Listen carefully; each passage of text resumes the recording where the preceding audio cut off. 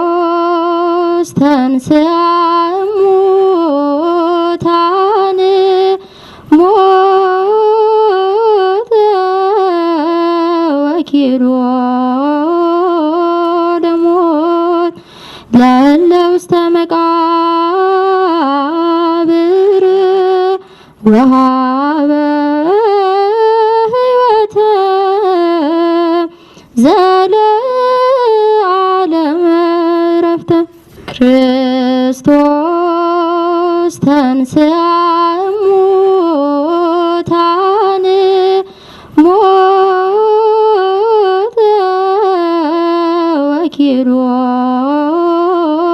ለሞት ለእለ ውስተ መቃብር ወሀበ ሕይወተ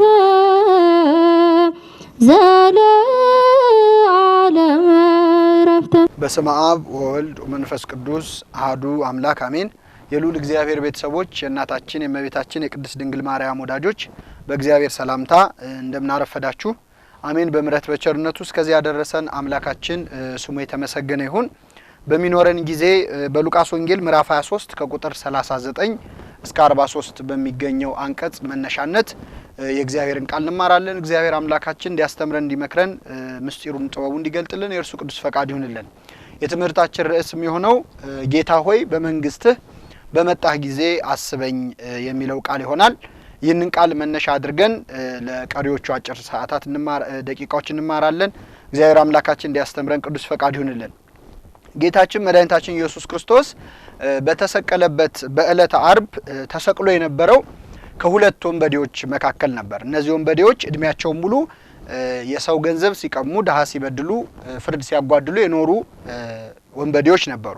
አምላካችን ከነዚህ ሁለት ወንበዴዎች መካከል ተሰቅሎ ነበር። የተሰቀለበት መስቀል ወይም ስፍራ ሌላ ወንበዴ ይሰቀል ዘንድ ይጠበቅ የነበረበት ቦታ ነው። ሁላችንም እንደምናውቀው በዕለተ ዓርብ አይሁድ በርባን የተባለ ወንጀለኛ ይፈታ፣ ኢየሱስ ደግሞ ይሰቀል ብለው ስለጮሁ ከነዚህ ወንበዴዎች ጋር ሊሰቀል ይገባው የነበረው በርባን ቀርቶ አምላካችን ኢየሱስ ክርስቶስ ተሰቅሏል። በርባን በእውነት እንደው አግኝተን እንኳን ብንጠይቀው ማን ነው ነፃ ያወጣ ቢባል ህዝቡ ብሎ ነው ሊናገር የሚችለው። ለምን? በርባን ይፈታ ብለው ስለተናገሩ። ነገር ግን አስተውለን ስንመለከተው በተዘዋዋሪ በርባንን ነፃ ያወጣው አምላካችን ኢየሱስ ክርስቶስ ነው። በርባን ግን ህዝቡ ነፃ እንዳወጣው ነው የሚያስበው። በዚህም ማን ነፃ እንዳወጣው የማያውቅ ማን እንዳዳነው የማያውቅ ሰው ምሳሌ የሚሆነው የበርባን ነው ማለት ነውና አምላካችን በዕለተ ዓርብ ከነዚህ ሁለት ወንበዴዎች መካከል ተሰቅሎ ነበረ።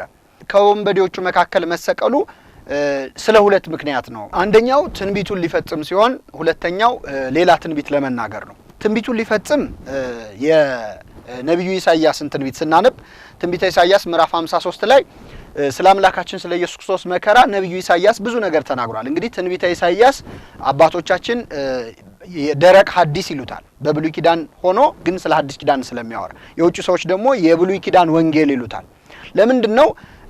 የነቢዩ ኢሳይያስ መጽሐፍ በግልጽ ስለ አምላክ ሰው መሆን ስለ ክርስቶስ የማዳን ስራ በግልጽ የሚናገር መጽሐፍ ስለሆነ በዚህ ስፍራ ላይ በ53ኛው ምዕራፍ የሰማነውን ነገር ማን አምኗል? የእግዚአብሔር ክንድ ለማን ተገልጧል? በእርሱ ቁስል እኛ ተፈወሰን እያለ ስለ ክርስቶስ መከራ ከተናገረ በኋላ መጨረሻ ላይ ከአመፀኞች ጋር ተቆጠረ ብሎ ተናግሯል። አምላካችን እኛን ከጻድቃን ከቅዱሳን ጋር እንድንቆጠር እኛን ከጻድቃን ጋር ሊደምረን እሱ ከአመፀኞች ከወንጀለኞች ጋር ይቆጠራል ተብሎ የተነገረው ትንቢት የተፈጸመው በዕለተ ዓርብ ነው። ከሁለት ወንበዴዎች መካከል በግራውና በቀኙ ሆነው በመሰቀሉ ማለት ነው። ስለዚህ ትንቢቱን ሊፈጽም ነው የተባለው ትንቢተ ኢሳይያስ ምዕራፍ 53 ነው። ሁለተኛው ሌላ ትንቢትም አምላካችን አስረድቶናል። ቅዱስ ዮሐንስ አፈወርቅ አምላካችን ኢየሱስ ክርስቶስ በመስቀል ላይ ፍርድ ሰጥቷል ይላል። ለምን ቢባል ልብ ብለን ከሆነ ከጌታ በስተቀኝ የተሰቀለው ወንበዴ ወደ ገነት እንደሚገባዛው ተጽፏል። በስተግራ ያለው ደግሞ በአመጹ ቀጥሎ እንደሚኮነን ያሳያል። ስለዚህ አምላካችን ኢየሱስ ክርስቶስም ዳግም ሊፈርድ ሲመጣ በዕለተ ምጽአት ወደ ገነት የሚገቡ ጻድቃንን በቀኙ ኃጥአንን በግራው ያቆማል። ይህንን በመስቀል ላይ አሳይቶናል። በቀኝ ያለውን ወንበዴ እውነት እልሃለሁ ዛሬ ከኔ ጋር በገነት ትሆናለህ ብሎታል። ምድር ላይ ያለ መጽደቁን ያረጋገጠ ብቸኛ ሰው በእውነት ይሄ ወንበዴ ነው። እዚሁ እያለ ሳይሞት ዛሬ ከኔ ጋር በገነት ትሆናለህ ተብሏል። ስለዚህ አምላካችን ሁለተኛው ትንቢትም ጭምር በዕለተ ምጽአት የሚሰራው ምን እንደሆነም ሊያሳየን ከሁለት ወንበዴዎች መካከል ተሰቅሏል። በዚህ በዕለተ ዓርብ እነዚህ ሁለት ወንበዴዎች በመጀመሪያ በማቴዎስ ወንጌል ምዕራፍ 27 ላይ ስናነብ ሁለቱም ወንበዴዎች ክርስቶስን ይሰድቡት ነበር። አንተ ክርስቶስ አይደለህ ራስህን አድን ይሉት ነበር አይሁድ። አብረው የተሰቀሉትም ወንበዴዎች ያንኑ እያሉ ይነቅፉት ነበር ይላል የማቴዎስ ወንጌል ምዕራፍ 27። ከዚህ በኋላ ግን በስተቀኝ ያለው ወንበዴ ንግግሩን ቀይሮ ጌታ ሆይ በመንግስትህ በመጣህ ጊዜ አስበኝ ብሎ ዛሬም ድረስ እኛ እንኳን ተቀብለን የምንጸልየውን ታላቅ ጸሎት ጸልየዋል። ጌታ ሆይ በመንግስትህ በመጣህ ጊዜ አስበኝ። በእውነት ቤተክርስቲያን ይጠቅማል ብላ ካሰበች እንኳን ጻድቃን ሰማዕታት የጸለዩትን ጸሎት ይቅርና ወንበዴም የጸለዩን ጸሎት በቤተክርስቲያን ስርዓት ውስጥ ከታው በቅዳሴ ላይ ተዘከረን እግዚኦ በውስተ መንግስትከ እያልን እንድንለምን ዛሬ ያለነው ወንበዴዎች እኛ ስለሆንን እኛ እንድንለምን ታደርገናለች። ይህ ንግግር ይህ ጸሎት ጌታ ሆይ በመንግስትህ አስበኝ የሚለው ጸሎት እጅግ በጣም ብዙ ትምህርት አለው በውስጡ። እስቲ እያንዳንዱን ቃል እንመልከተው። የመጀመሪያው ጌታ ሆይ የሚለው ቃል ነው። እንግዲህ አምላካችንን ጌታ ሆይ ብሎ መጥራት በመጽሐፍ ቅዱስ ከመሰቀሉ በፊትም በኋላም ሲፈጸም እናያለን። ብዙ ሰዎች ጌታ ሆይ ብለውታል ክርስቶስን። ነገር ግን የዚህን ወንበዴ ጌታ ሆይ ማለት ለየት የሚያደርገው በዕለተ ዓርብ ክርስቶስን ጌታ ሆይ ያለው ሰው የለም። በአብዛኛው ሰው በሌላ በሰላም ጊዜ ክርስቶስን ጌታ ሆይ ያለ ሊኖር ይችላል። ጌታ ሆይ የሚለ መንግስቴን አይወርስም እስኪል ድረስ ስሙን ጌታ ሆይ ያሉ የሚጠሩ ብዙ ሰዎች አሉ። ይህ ወንበዴ ግን አምላካችን በሚገረፍበት በሚሰቃይበት በዕለተ ዓርብ ጌታ ሆይ ብሎ በመጥራቱ ለየት ያደርገዋል። ክርስቶስን በዕለተ ዓርብ ጌታ ሆይ ያሉት ሮማውያን ወታደሮች ነበሩ። ሊያውም ሊዘብቱበት በጥፊ የመቱት ጌታ ሆይ ትንቢት ተናገር ማን የመታህ ለማለት ነው። ይህ ወንበዴ ግን ማንም ያላደረገውን ጌታ ሆይ ብሎ በማክበር ቃል ልክ አባታችን ሆይ ስንል የማክበር እንደሆነ ጌታ ሆይ ብሎ ጠራው። ይሄ መጀመሪያው ነው። ጌታ ሆይ ከሚለው ንግግር ቀጥሎ ይህ ወንበዴ በመንግስት አስበኝ በማለቱ ደግሞ ትልቅ ትምህርት እንማራለን። ጌታ ሆይ አክብሮ ነው በዕለተ ዓርብ ጌታ ሆይ ብሎ መጥራቱን እናደንቃለን። ሁለተኛው በመንግስትህ ማለቱ ነው። እንግዲህ በመንግስትህ ሲል የራስ የሆነ መንግስት አለ፣ አንተም ንጉስ ነህ እያለ ነው ማለት ነው። እንግዲህ እግዚአብሔር ንጉስ ነው፣ ከነገስታት ሁሉ በላይ የሆነ ዘላለማዊ ንጉስ ነው። በምድር ላይ ብዙ ነገስታት ሊነግሱ ይችላሉ። ነገር ግን የሚነግሱበት ዘመን የተወሰነ ነው። በመንግስታቸው ወይ ሽረት ወይ ህልፈት አለባቸው። አንድ ንጉስ ቢነግስ ወይ በሞት ያልፋል፣ አለዚያም ደግሞ በህይወቱ ሳለ ከስልጣኑ ይሻራል። እግዚአብሔር ግን የሚሽረው የሌለ የማያልፍ ዘላለማዊ ንጉስ ነው። ምድራዊ ንጉስ የሚባለው በምንድነው ብንባል አንደኛ ግዛት ሲኖረው ነው። በዚህ በስነ ዜጋም ትምህርት ሲነገር አንድ ንጉስ ለመባል አንድ መንግስት ግዛት ያስፈልገዋል፣ ህዝብም ያስፈልገዋል፣ ሰራዊት ያስፈልገዋል። እግዚአብሔር ግን ግዛቱ ሰማይና ምድር ሳይፈጠሩ ሰራዊቱ መላእክት ሳይኖሩ የሰው ልጅ ሳይፈጠር ንጉስ ነው። ንጉስ ዳዊት በጸሎቱ ምን አለ? እግዚአብሔር ንጉስ ውእቱም ቅድመ ዓለም፣ እግዚአብሔር ከዓለም አስቀድሞ ንጉስ ነው። እኛ መተን አላነገስ ነው። እሱ በባህሪው ንጉስ የሆነ አምላክ ነው። ንጉስ የሚከበረው በሰራዊቱ ብዛት ነው። እግዚአብሔር ግን በሰራዊቱ ብዛት አይከብርም። ለሰራዊቱ ራሱ እግዚአብሔር ክብራቸው ነው። ለዚህ ነው በዚህ በትምህርተ ቧት በተባለው መጽሐፍ ትርጓሜ ላይ አባቶቻችን ኪሩቤል ይሸከሙታል እግዚአብሔርን የሚለውን ሲያብራሩ ማይረገ መላእክትን ጫማ አድርጎ ነው የሚኖረው ይላል። የመላእክትን ማረግ ጫማ አድርጎ ነው የሚኖረው። ለምሳሌ አሁን ኪሩቤል ተሸከሙት ሲባል እግዚአብሔርን እንዴት ችለው ተሸከሙት ብንል የሚሸከሙትን የሚሸከም አምላክ ነው። ለምን? እነሱ ማይረጋቸው ለእግዚአብሔር እንደ ጫማው ስለሆነ ነው። ለምሳሌ ጫማችንን አሁን እንሸከመዋለን ወይስ ይሸከመናል ብንባል ለመናገር ያስቸግራል። ምክንያቱም እንሸከመዋለን እንዳንል ከስር ያለው እሱ ነው፣ ይሸከመናል እንዳንል ደግሞ አንጠልጥለ ነው ምን ዞረው እኛ ነን። ስለዚህ ልክ እንደዚሁ ማይረገ መላእክት ጫማው ነው። መላእክቱ ሰራዊቱ ለእግዚአብሔር ክብር አይደሉም፣ እሱ ነው ለሰራዊቱ ክብራቸው የሆነው። ስለዚህ የተለየ ንጉስ ነው እግዚአብሔር። ይህን ንጉስ ነው እንግዲህ የወንበዴ እዛው መስቀል ላይ አይቶት ጌታ ሆይ በመንግስትህ ንጉስ ነህ ብሎ ጌታ ሆይ በመንግስትህ አለ። ምናልባት ምድራዊ ንጉስ መስሎት ነው? አይደለም። ምድራዊ ንጉስ ቢሆንማ አይሰቀልም ነበር። ጌታም ለጲላጦስ እኮ ሰራዊቴ ይዋጉልኝ ነበር ምድራዊ ንጉስ በሆን ብሎታል። ስለዚህ አምላካችን ምድራዊ ንጉስ መስሎት አይደለም። የወንበዴ ደፍቶ የሚያየው በእውነት ዘውድ አይደለም፣ የሾህ አክሊል ነው። በትረ መንግስት ይዞ አላየውም፣ በበትር ሲመታ ነው ያየው። ያማረ መጠጥ ሲጠጣ አላየውም፣ ሐሞትና ከርቤን ነው ሲጠጣ ያየው። ስለዚህ በዚህ ስቃይ ላይ ሆኖ አይቶት በመንግስት በመጣ ጊዜ ብሎ የራስ መንግስት አለ ግዛት አለ አለ። ሌላው በጣም አስደናቂው ንግግር ጌታ ሆይ በመንግስት ካለ በኋላ በመጣህ ጊዜ ማለቱ ነው። ይህ ደግሞ በጣም ይደንቃል። እያየው ያለው ካጠገቡ ክርስቶስ ተሰቅሎ ሊሞት ጥቂት ቀርቶት ነው። ግን ሞቶ እንደሚቀር አይደለም ያሰበው የወንበዴ። ሞታ አትቀርም ትነሳለህ፣ ተነስታ አትቀርም ታርጋለህ፣ አርጋ አትቀርም ዳግም ልትፈርድ ትመጣለህ፣ በመጣህ ጊዜ አስበኝ ነው ያለው። ይሄ ነው በእውነት የሚገርመው። እንዴት አመጣው? ይህን ሁሉ እንዴት አወቀ? ኢትዮጵያዊው ሊቅ ቅዱስ ያሬድ ፈያታዊ ዘየማን መኑ መሐረከ ይላል። የቀኝ ወንበዴ ማን ነው ያስተማረ? ታይምር ዘንተ ይህንን እንድታውቅ ማን የነገረ? አጠገቤ ያለው አምላክ መሆኑን ለማወቅ ማን ነው ያስተማረ ይልና ይጠይቃል ቅዱስ ያሬድ። ከዛ መንፈስ ቅዱስ ይመልስለታል። ራሱ በመንፈስ ቅዱስ ተቃኝቶ ቅዱስ ያሬድ ይመልሳል። ማን አስተማረህ ወንበዴው ይልና መልሶ ምን ይላል? ነቢያትን አልተከተልኩም ሐዋርያትም አላስተማሩኝም ሐዋርያም አልነገረኝም። አላ ፀሐይ ቀጸበተኒ ፀሐይ ጠቀሰችኝ ያን ጊዜ ነው ያመንኩት አይቼ ይላል። ይህ ወንበዴ ካጠገቡ ያለው አምላክ መሆኑን ያወቀው በቀኙ የተሰቀለ ወንበዴ የተማረው ከፀሐይ ነበር። ፀሐይ ስትጨልም ጌታችን በተሰቀለ በዕለተ ዓርብ ፀሐይ ጨልማለች፣ ጨረቃ ደም መስላለች፣ ከዋክብት ረግፈዋል። ይህን ባየ ጊዜ ወንበዴ አጠገቡ ያለው የፀሐይ አምላክ መሆኑን አወቀና ጌታ ሆይ በመንግስት በመጣ ጊዜ አስበኝ አለ። ቅዱስ ያሬድ ፀሐይ ናት ያስተማረች ይላል። ቅዱስ ዮሐንስ አፈወርቅ ደግሞ ሌላ ይህንን ወንበዴ ያስተማረው ሌላ ሳይሆን አይቀርም ደግሞ ይላል። ቅዱስ ዮሐንስ አፈወርቅ ምንድነው ብትሉ የጌታችን የመስቀል ላይ የመጀመሪያ ንግግር ሳይሆን አይቀርም የዚህን ወንበዴ ልብ የሰበረው ይላል። አምላካችን በመስቀል ላይ ሳለ መጀመሪያ የተናገረው ምንድነው? የሚያደርጉትን አያውቁምና አባቶ ይቅር በላቸው ብሎ ተናግሯል። አባ ስረይሎሙ በዘያምሩ ይገብሩ። ይህንን ጸሎት ሲሰማ ይህ ወንበዴ እሱ በሕይወት ዘመኑ ያልደረሱበት ላይ ደርሶ የሰዎች ንብረት ሲቀማ ደም ሲያፈስ የኖረ ጨካኝ ሰው አምላካችን ግን እየተሰቃየ ያለ ስለሚያሰቃዩት ሲለምን ሲያይ በክርስቶስ ይቅርታ ውስጥ የሱ ጭካኔ በክርስቶስ ፍቅር ውስጥ የሱ ጥላቻ ጎልቶ ታየውና ተጸጸተ። ጌታ ሆይ በመንግስት አስበኝ አለ። በእውነት እንኳን ለዚህ ወንበዴ ለኛም ለምናምነው አምላካችን መስቀል ላይ ሳለ ጌታ ሆይ አባቱ የሚያደርጉትን አያውቁምና ይቅር በላቸው ማለቱ ለኛም ይከብደናል። በእውነት ለምን አምላካችን መስቀል ላይ ሳለ እዛው እየተሰቃየ ነው። ልባር ከትንሳኤ በኋላ አይደለም የሚያደርጉትን ያውቁም ይቅር በላቸው ያለው። ገና ሚስማሩ ከእጁ እኮ አልተነቀለም። አሁን እኛ ሰው ይቅርታ ይቅር ይበለው የምንለው ካለፈ በኋላ ነው ነገሩ አይደለ? አምላካችን ግን ገና ሚስማሮቹ ከእጆቹ ሳይወጡ ችንካሩ ከጭንቅላቱ ሳይነሳ የሚያደርጉትን አያውቁምና ይቅር በላቸው ማለቱ በእውነት ፍጹም ርህራኄ ነውና የዚህ ነው ወንበዴ ልብ የመለሰው ይላል ቅዱስ ዮሐንስ አፈወርቅ። የክርስቶስ የይቅርታ ንግግር ሳይሆን አይቀርም ይላል። ኢትዮጵያዊው ሊቅ አባ ጊዮርጊስ ዘጋስጫ ደግሞ ከቅዱስ ያሬድና ከቅዱስ ዮሐንስ አፈወርቅ የተለየ ሌላ ሐሳብ ደግሞ ያነሳል። መቼስ መጽሐፍ ቅዱስን እኛ ኦርቶዶክሳውያን ዝም ብለን እንዳመጣልን አንተረጉምም። ከአባቶቻችን ጋር ነው ምን ተረጉመው። ከመጽሐፍ ቅዱስ አተረጓጎም ስልት አንዱ አቅሌሲያል ወይም ቤተክርስቲያናዊ አተረጓጎም ነው።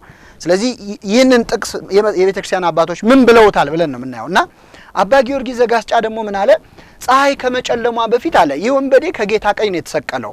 ፀሐይ ከምስራቅ ወደ ምዕራብ ስትመጣ ፀሐይ ከመጨለሟ በፊት ባለው ሰዓት የክርስቶስ የመስቀሉ ጥላ አለ በቀኝ ወደ ተሰቀለው ወንበዴ ነው የሚያርፈው የክርስቶስ ጥላው።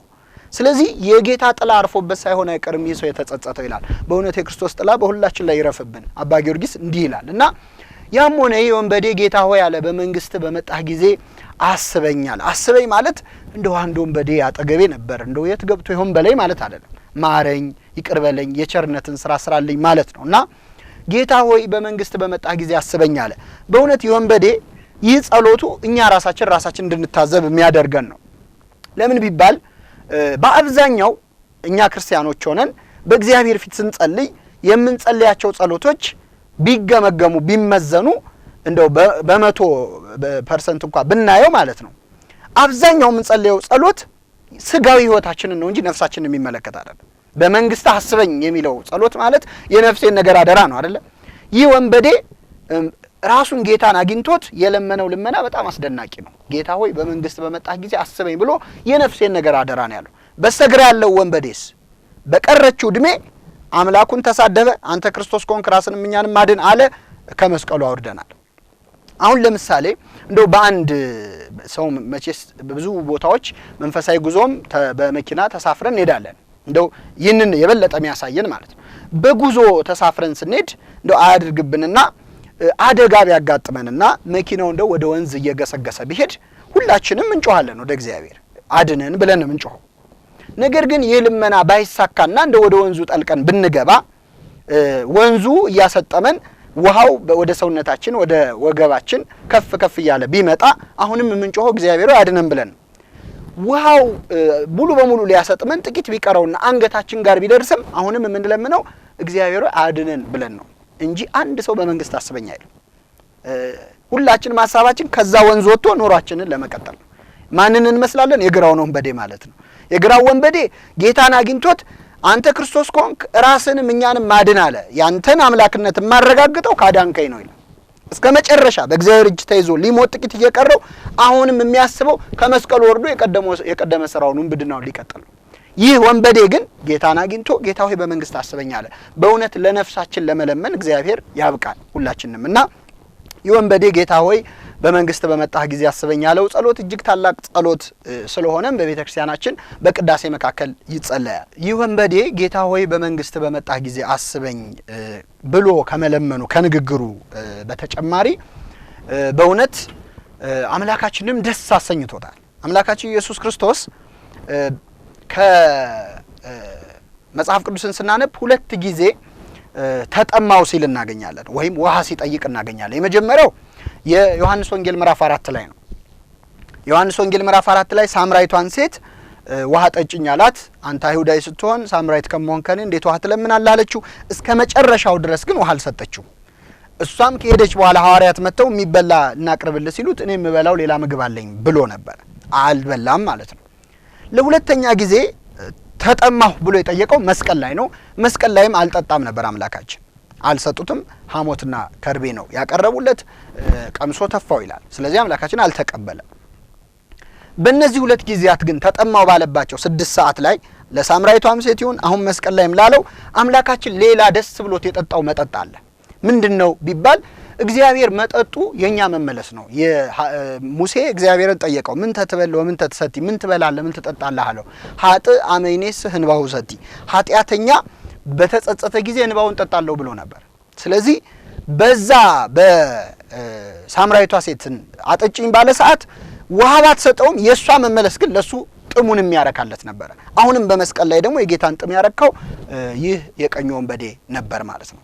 ይህ ወንበዴ ጌታ ሆይ በመንግስት አስበኝ ብሎ በቃሉ ከመናገሩ ውጪና በእውነት አምላካችንን ደስ ከማሰኘቱ ውጪ የሰራቸው ሌሎች ስራዎችም አሉ። ንስሐም ገብቷል። እዚሁ መስቀል ላይ ያለ በግራው ያለው ወንበዴ ሲሳደብ ምን አለው?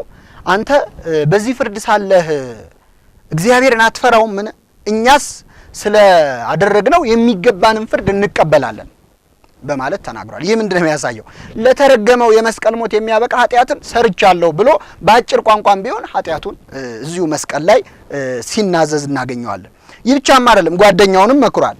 አንተ በዚህ ፍርድ ሳለህ እግዚአብሔርን አትፈራውም ማለት ፍራው ተመለስ እንጂ ማለት ነው። ተመልከቱ እና የሰራውን በደልም አምኗል፣ ጓደኛውንም መክሯል። ከሁሉም ይደንቀው ይህ ግን ምንም ክፋትን አላደረገም ብሎ ደግሞ ስለ ክርስቶስ ንጽህና መስክሯል።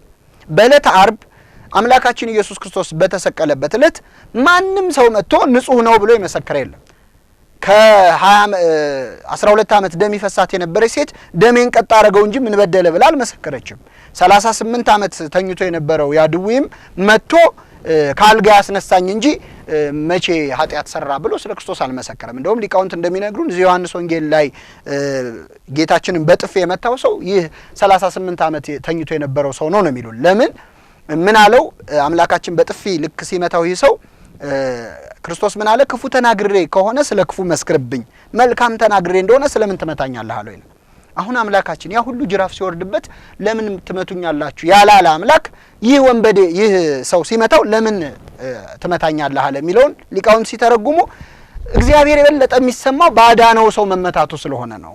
ይህ ሰው ከተኛበት አልጋ የተነሳው በሽተኛ ስለነበረ ነው። ክፉ ተናግሬ ከሆነ ስለ ክፉ መስክርብኝ ማለት አልጋህን ተሸክመ ሂድ ከማለት ውጪ ምን ክፉ ቃል ተናግሬ ያውቃለሁ? መልካም ተናግሬ ከሆነ መስክር ብሎ መናገሩን ይላሉ። ስለዚህ ማንም ሰው የክርስቶስን ንጽህና በዕለተ ዓርብ አልመሰከረም። ይህ ወንበዴ ግን ይህ ግን ምንም ክፋትን አላደረገም ብሎ የአምላካችን የኢየሱስ ክርስቶስን ንጽህና በአደባባይ መስክሯል። ንስሐ ገብቷል። ጓደኛውን መክሯል። በቀረችው እድሜ ጌታ ሆይ በመንግስት በመጣ ጊዜ አስበኝ ብሏል። አምላካችን ይህንን ልመናውን ሰምቶ እውነት እልሃለሁ ዛሬ ከኔ ጋር በገነት ትሆናለህ አለው። ሰው ዳግመኛ ከውሃና ከመንፈስ ካልተወለደ በቀር የእግዚአብሔር መንግስት አይወርስም ይላል፣ ካልተጠመቀ ማለት ነውና ይህ ወንበዴ እንዴት ወደ ገነት ገባ ይባላል የሚለውንም አባቶቻችን እንዲሁ አልተውትም። ይህ ወንበዴ ተጠምቋል ይላሉ በምስጢራዊ መንገድ። የመጀመሪያው የሐዋርያው ቅዱስ ጳውሎስ መልእክት ወደ ሮሜ ሰዎች ምዕራፍ 6 ከቁጥር 6 ላይ ቅዱስ ጳውሎስ የተጠመቅኑላችን ከክርስቶስ ጋር በሞቱ ተባበረን ይላል። በኦርቶዶክሳዊ ተዋሕዶ ቤተክርስቲያናችን ስርዓት ሰው ክርስትና ሲነሳ ወይም ሲጠመቅ ወደ ውሃው መዝለቁ ወይም ወደ ውስጥ መዘፈቁ የመጠመቁ ምልክት ነው። ከዚያ ከውሃው ደግሞ መውጣቱ ከክርስቶስ ጋር የመነሳት ምሳሌ ነው። ስለዚህ ሞቱንና ትንሣኤውን እንመስላለን። ስለዚህ መጠመቅ ከክርስቶስ ጋር መሞት ነው። መጠመቅ ከክርስቶስ ጋር መሞት ከሆነ ደግሞ ከክርስቶስ ጋር መሞት ራሱ ምን ይሆናል? መጠመቅ ይሆናል ማለት ነው። ስለዚህ ይህ ወንበዴ ከክርስቶስ ጋር ሞቷል፣ ግን አልተጠመቀም። ከክርስቶስ ጋር መሞት መጠመቅ ስለሆነ ይህ ወንበዴ በውሃ ባይጠመቅም ከጌታ ጋር ሞቷል። እንዴ በግራ ያለው አብሮ ሞቶ የለ ወይ ተብሎ ቢጠየቅ በግራ ያለው አላመነም። ይህ ወንበዴ ግን አምኗል፣ ተጠምቋልም። ስለዚህ በዚህ የተነሳ ይህ ወንበዴ ጥምቀት ፈጽሟል ይላሉ አባቶቻችን። ይሄ አንደኛው ነው። ቅዱስ ያሬድ ደግሞ ከጎኑ በፈሰሰው ውሃ ወቀደሶ ለፈያታይ ወንበዴውን ቀደሰው ከጎኑ በፈሰሰው ውሃ ብሎ የዚህ ወንበዴ ጥምቀት ከጌታችን ጎን በፈሰሰው ማየገቡ ወይም ደምና ውሃ ምክንያት እንደሆነ አባታችን ቅዱስ ያሬድ ይናገራል። ሌላው በምስጢር አምላካችን አብሮት የተሰቀለው ወንበዴ እንደተጠመቀ የሚያሳይ ነገርን ሲናገር እናገኛለን። የማቴዎስ ወንጌል ምዕራፍ 20 ላይ ታስታውሱ ከሆነ አንዲት ሴት ማርያም ባውፍልያ ምንላት ልጆቼ በግራና በቀኝህ ይቀመጡ በክብርህ ብላ አምላካችን ጠይቀው ነበር፣ የዮሐንስና የያዕቆብ እናት። አምላካችን ሲመልስ ምን አለ? እኔ የምጠጣውን ጽዋ ልትጠጡ እኔ የምጠመቃትንም ጥምቀት ልትጠመቁ አትችሉም አላት። ይህንን ሲል እንችላለን አሉ ዮሐንስና ያዕቆብ፣ እንችላለን አሉ። ልብ አድርጎ እኔ የምጠጣውን ጽዋና እኔ የምጠመቀውን ጥምቀት ልትጠመቁ አትችሉም ነበር ያለው አምላካችን። ሁለት ነገር ጥምቀትና ጽዋ። እነሱ ግን እንችላለን ሲሉ ጽዋዬንስ ትጠጣላችሁ አላቸው። ምን ይቀራል? ጥምቀት። አምላካችን ምን አለ? ጽዋዬንስ ትጠጣላችሁ፣ በግራና በቀኝ መቀመጥ ግን ለተሰጣቸው ነው አለ ከአባቴ ዘንድ። ይህ ማለት ጽዋ ያለው ቅድም ሞትን ነው። አዎ ሁለቱም በሰማዕትነት እንደሚሞቱ ስለሚያውቅ አምላካችን ጽዋይን ትጠጣላችሁ አላቸው። ጥምቀቴ ያላት ግን በኋላ ምን አላት? በግራና በቀኝ መቀመጥ ግን ለተሰጣቸው ነው አለ። ስለዚህ በእነዚህ ሁሉ መንገዶች የወንበዴ ጥምቀትን ፈጽሟል ይላሉ አባቶቻችን። ያም ሆነ በዚህ በዕለተ ዓርብ በለመነው ልመና ሰው ባፉ መስክሮ ይጸድቃል የተባለው በእውነት ለዚህ ወንበዴ ሳይሆን አይቀርም። በዚህች በመጨረሻ በተናገራት ቃል ይህ ወንበዴ ምህረትን አገኘ። አባቶቻችን እንደውም በእመቤታችን በስደት ወራት እነዚህ ሁለት ወንበዴዎች ጌታን ከነናቱ በግብጽ በረሃ አግኝተው እንደነበር አስተምረውናል። በዚህም ጊዜ ይህ የቀኝ ወንበዴ ለክርስቶስና ለወላዲተ አምላክ ለእናቱ ርህራሄ አድርጎ ነበር። አምላካችን ይህንንም አስቦለት ጭምር ነበር ይላል የቤተክርስቲያናችን መጽሐፍ። ያም ሆነ ግን በዚች ባጭር ሰዓት ይህ ወንበዴ ነፍሱን አዳነ ማለት ነው። ነው አንዱ የቤተክርስቲያን ሊቅ በቅኔያቸው ምን ብለዋል? የወንበዴ እድሜው ሙሉ ሲዘርፍ ነበር የነበረው፣ ባለቀ ሰዓት ግን የነጠቀው የእግዚአብሔር መንግስት ነው ይላሉ። በቀረችው አጭር እድሜ ጌታ ሆይ በመንግስት በመጣህ ጊዜ አስበኝ አለ። የመጨረሻ የምንመለከተው የአምላካችን የኢየሱስ ክርስቶስን መልስ ነው። አምላካችን ኢየሱስ ክርስቶስ የሰጠው መልስ የዚህ ትምህርት የመጨረሻው ነጥብ ነው። ጌታ ሆይ በመንግስት አስበኝ ሲለው በመንግስቴ በመጣሁ ጊዜ አስብሃለሁ ብሎ አልመለሰለትም አምላካችን። ይህን በማለት ፈንታ ምንድነው ያለው? እውነት እውነት እልሃለሁ ዛሬ ከኔ ጋር በገነት ትሆናለህ ነው ያለው። የጠየቀው በትንሣኤ ዘጉባኤ ሁሉን ከሞት ስታስነሳ እኔንም አብረ ስታስነሳኝ ያኔ አስበኝ ነበር የወንበዴ። መቼስ አሁኑኑ ገነት አስገባኝም ቢል እንደው እንዴት ያለው ትዕቢተኛ ነው ብለን እንታዘብም ይሆናልኛ። እሱ ተገቢውን ልመናን የለመነው። አምላካችን ግን ከዛም አልፎ ዛሬ ከኔ ጋር በገነት ትሆናለህ አለው። ይህ ምን ያሳየናል? እኛ ጥቂት ነገር ስንለምን ብዙ መስጠት ይቻላል እግዚአብሔር ከለመነው በላይ እንደሚሰጠን። የተሳሳተም ልመና ብንለምነው እግዚአብሔር ከለመነው በላይና አርሞ የሚያስፈልገንን የምንፈልገውን ሳይሆን የሚያስፈልገንን የሚሰጥ አምላክ መሆኑን ያሳየናል። ይህ ወንበዴ ከለመነው በላይ ነው። አባቶቻችን ሲያስተምሩ ይላሉ ጸሎትን እግዚአብሔር አቅንቶ ነው የሚሰማው።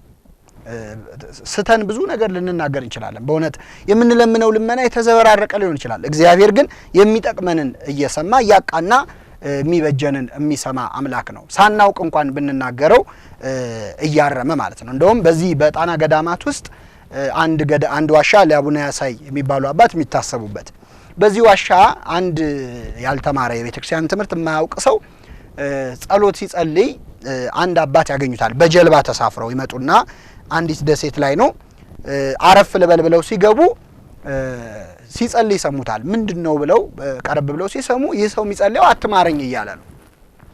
እና እኛ አባት በጣም ይደነግጡና እንዲህ ያለ ጸሎት አለ ወይ አትማረኝ የሚል ማን ያስተማረ ሲሉት አንድ መነኩሴ ናቸው ያስተማሩኛል። ይሄማ ሰይጣን ነው በመነኩሴ ተመስሎ ያስተማረህ እንጂ አትማረኝ ብሎ ጸሎት የለም ብለው አቡነ ዘበሰማያት በሚገባ አስተማሩት። እንዲህ ብለ ጸልይ ብለው አሳዩት።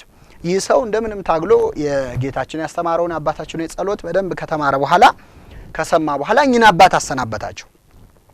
እኚህ አባት በጀልባ ተሳፍረው መንገድ ሲጀምሩ ወደ ቀደመ በአቱ ገብቶ መጸለይ ሲጀምር ግን ያን ጸሎት ረሳው ከለመደው አንጻርና ምን ነበር ያስተማሩኝ ብሎ ጠፋበት።